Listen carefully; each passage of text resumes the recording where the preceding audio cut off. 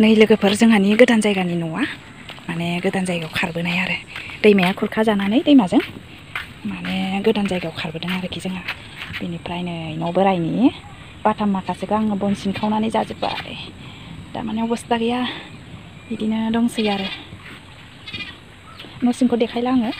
माने जोंहानि न'खौ देखायनो आङो लाजिथ'ला आरोखि मानो होनोब्ला उपाय गैया गोदान जायगायाव माबायदि अबस्थायाव दंफैयो नैबे आंनि दुगैग्रा आरोखि आरो नैबे जोंहा माने गोदान जायगायाव फैनानै कारेन्ट बोदों कारेन्टआ ओरैबायदि गोजाननिफ्राय बोदों माने खमसे खम उनाव आरो साननैसो उनाव आरो नैबेनो जोंहानि बाथौ मन्दिर साननैसो माने इयावनो जोंहा फुजिथ'यो आरोखि दा गोदान फैनाय नालाय जेबो सिजौ तिजौ गायथ'वाखै लासैनो गायसिगोन आरोखि दासो सान गोरलै ओंखारदों आरो कारेन्टआबो नै ओरै दा मेसें सफैबाय नालाय लकडाउननिफ्राय मेसें सफैबाय नालाय दा माने लकडाउनाव माखासे सम बिदिनो थांबाय दा बेयाव मैगं थाइगं लाइ लाफा फोनो होननानै हाखौ जावग्लिदों आरो नै ओरै school field Upendranath Brahma memorial school ME. High school आरो बर' मिडियाम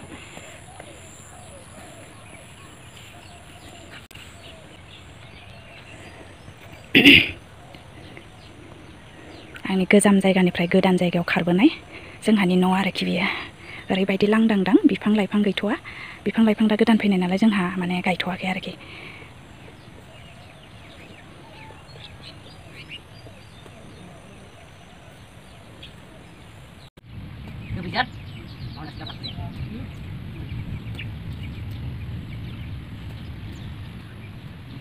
सान्दुं गोसाथार हाग्रा लाइ लाफा गोजां बोथोराव मैद्रु रुना जानो फोनो नागिरदों इयाव हाग्रा सानै दुइ बियानि इसोरो दा हाजिरा लगायना होदों आं इसोरखौ सानैखौबो हाग्रा दांनायनि नै इयो था गान्दा बिफां बोसोरसे जायाखै आरोखि दासो गायनानै होदों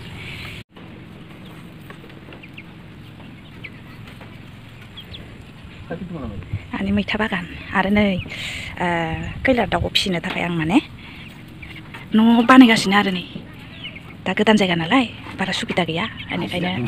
नै सासे माने न' लुग्रा हाजिरा इयो आंनि खैलार दाउनि हाजिरा लगायगासिनो माने हाजिरायाबो बिराद बादुला फैसाखौल' सिनायो